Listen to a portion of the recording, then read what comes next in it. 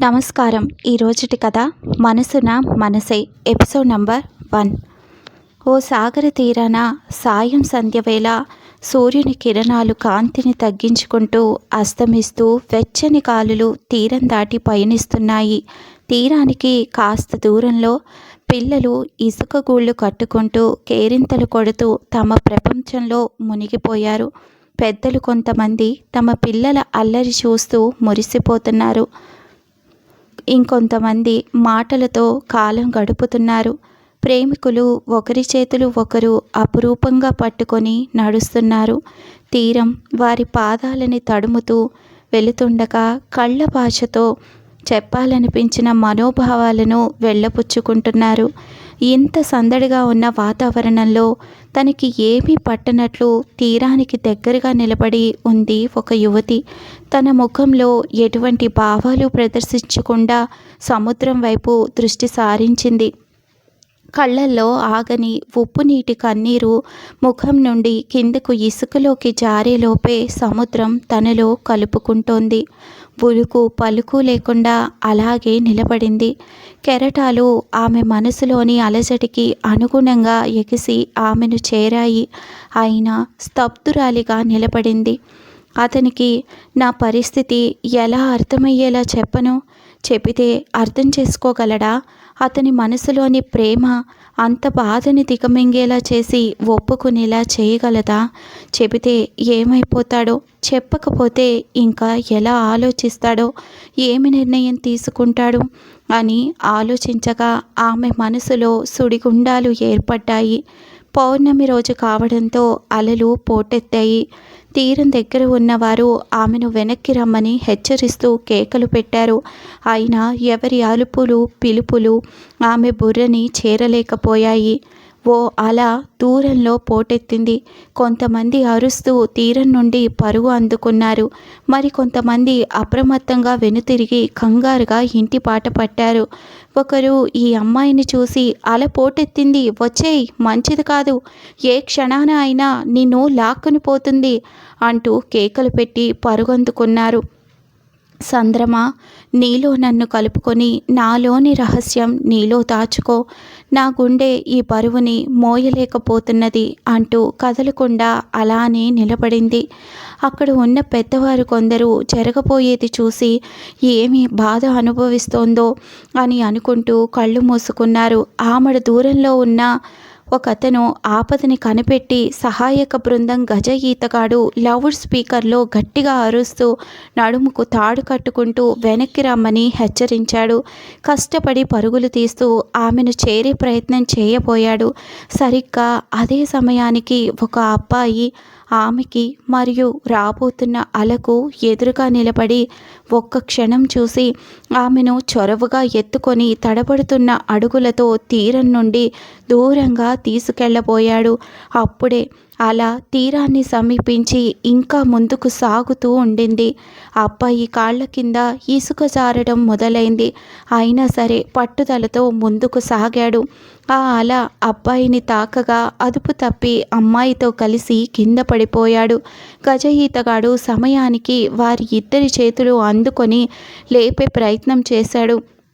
ఆ అమ్మాయి చేతిని ఆ అబ్బాయి ఉడుము పట్టుకొని, మీను, నీ చేతిని వదలను, నీ చేయి వదలను అని ప్రమాణం చేశాను. నువ్వు కూడా అగ్ని సాక్షిగా ప్రమాణం చేశావు.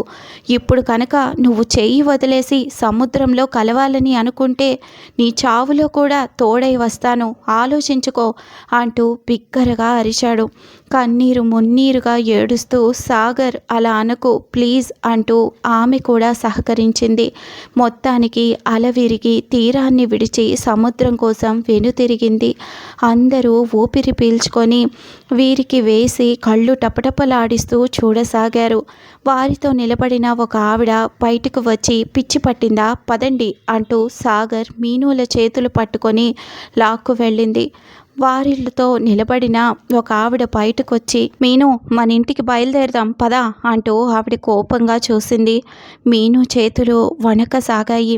ఏనాడు పల్లెత్తి ఓ మాట అనలేదు ఆవిడ. అలాంటిది ఈరోజు ఇంత కోపం ప్రదర్శించేసరికి భయపడిపోతూ తలాడించింది మీను. అత్తమ్మ క్షమించండి అంటూ మీను పెగలని నోరుతో అనేందుకు ప్రయత్నం చేసి విఫలమైంది. మదిలోని ఆమె పలికిన భావం సాగర్కి తెలిసినా మౌనం వహిస్తూ నడిచాడు. మగవారికి ఏడ్చే అవకాశం ఇచ్చి ఉండుంటే సాగర్కి దిక్కులు పిక్కటిల్లేలా ఏడుస్తూ మీనుని హత్తుకోవాలని అనిపించింది. కానీ మగవారు ఏడవకూడదని అమ్మ చెప్పిన మాటలు గుర్తుకు వచ్చాయి. ఆలోచనల వలలో చిక్కుకున్న సాగర్ పరిస్థితి వలలో పడిన చేపపిల్ల పరిస్థితిలా మారింది. అమ్మ నేను కారు తీసుకొస్తాను అంటూ సాగర్ తన అమ్మ కనకం గారి వంక చూశాడు.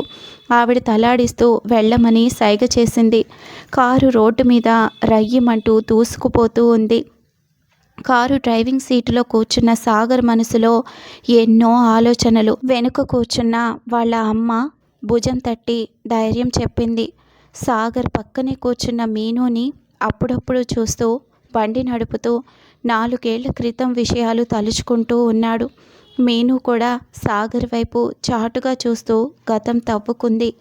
4 ఏళ్ల క్రితం కాఫీ తీసుకోండి, మా అమ్మాయి స్వయంగా చేసి తీసుకొచ్చింది అంటూ అమ్మాయి వాళ్ళ అమ్మ సుభద్ర పలికారు.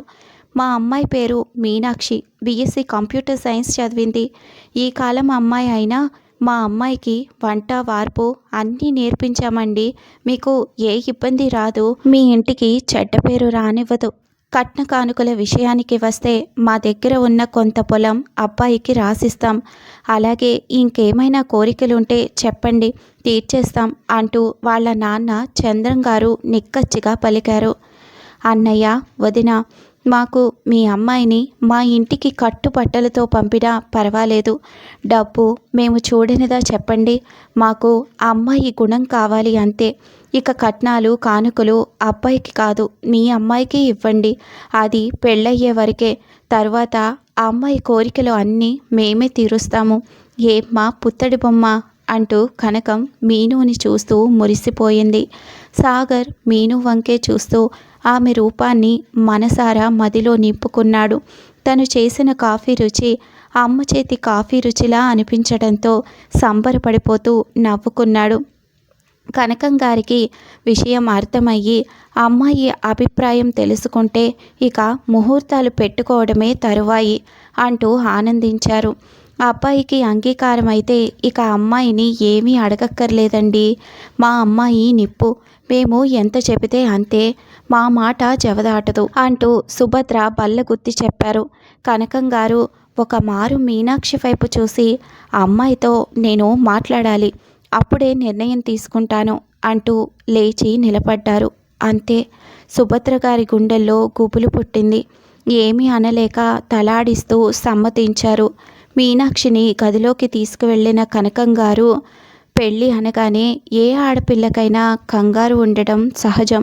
ఎందుకంటే అత్తింటి వారు ఎలా ఉంటారో, తాళి కట్టినవాడు ఆదరిస్తాడో లేదో, మంచోడో కాదో, సినిమాలో చూపించినట్టు క్రూరంగా ఉంటారో లేక కలిసుంటే కలదుసుకొని రకంగా ఉంటారో, నేను వారి మధ్య ఇమడగలనా?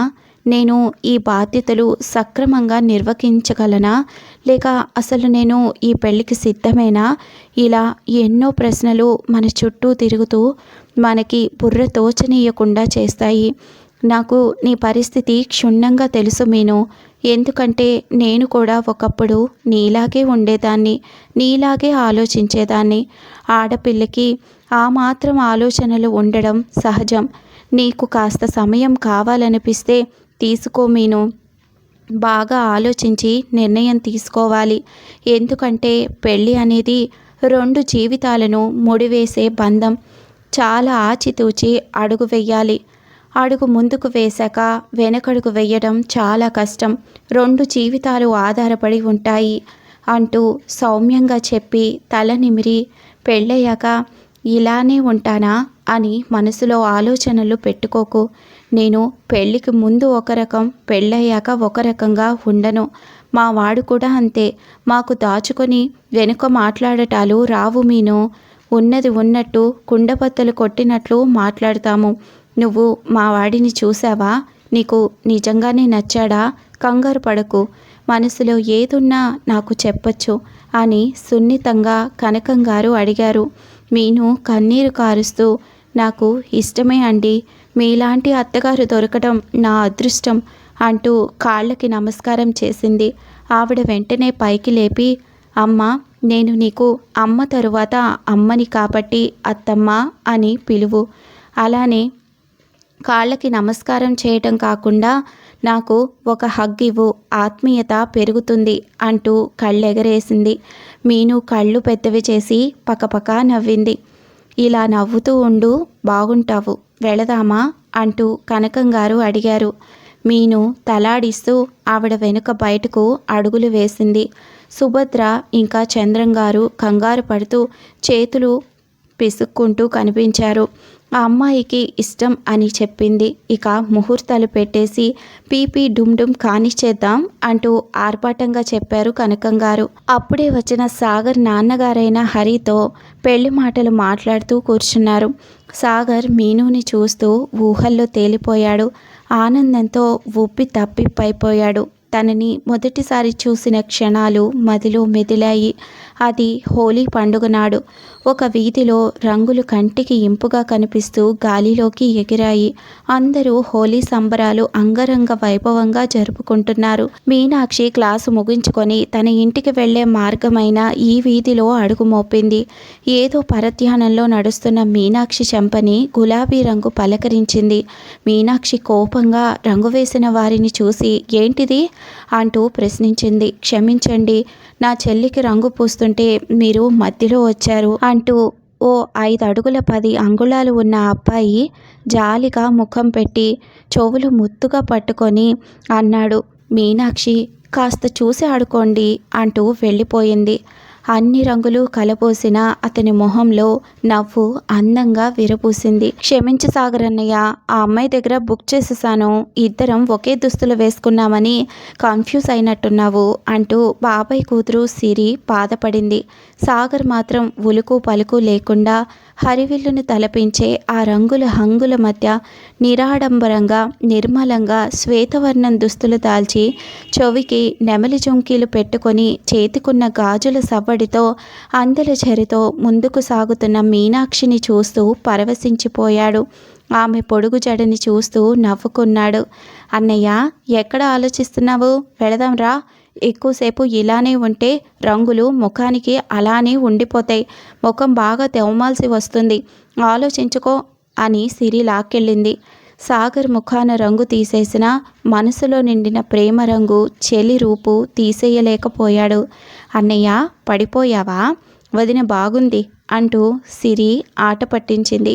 సాగర్ నవ్వుకుంటూ తలాడించాడు. ఇంకేం ఆలస్యం, కనిపెట్టి కలుసుకొని నీ ప్రేమని తెలుపుము అంటూ కళ్ళెగరేసింది. వద్దు, ఆ అమ్మాయి నా కోసమే పుట్టి ఉంటే మళ్ళీ కలుస్తాం అంటూ సాగర్ మీను ఆలోచనల్లో విహరించాడు. ఇంతలో కనకం గారు ఫోన్ చేసి ఇంటికి రమ్మనడంతో సాగర్ ఇంటి బాట పట్టాడు. సాగర్ ఇల్లు చేరేసరికి తన గదిలోకి వెళ్ళి కనిపించిన ఆ దేవకన్య గురించి తన డైరీలో హరివిల్లులోని రంగులు సంతరించుకున్న ఓ సౌందర్యమా, మీనము వంటి అక్షములు కలిగిన ఓ నెరజాన, నా మనసు దోచుకున్న ఓ చెలి, నీ హృదయాన్ని చేరే మార్గం చెప్పవమ్మా అని రాసి గట్టిగా ఎదకి హత్తుకొని మీనుని ఊహించుకున్నాడు. ఎదురుకుండా మీను నవ్వుతూ కనిపించింది. ఆమెనే చూస్తూ, నువ్వు నీ పేరేంటి అంటూ కుతూహలంగా అడుగుతుండగా, ఏరా, షోకేసులో బొమ్మని పట్టుకొని నీ పేరేంటి అని అడుగుతున్నావు, ప్రేమ అంటూ కనకం గారు నడుం మీద చేతులు పెట్టుకొని సూటిగా చూస్తూ అడిగారు. అబ్బే, అదేం లేదమ్మా అంటూ తల వెనుక భాగం చుట్టూ రుద్దుకొని ఏదో పనుందని బయటికి లేచి వెళ్ళిపోయాడు. ఏదో నడుస్తోందిరా, చూస్తా అంటూ కనకం గారు తీక్షణంగా చూస్తూ ఆవిడ పనిలో పడ్డారు.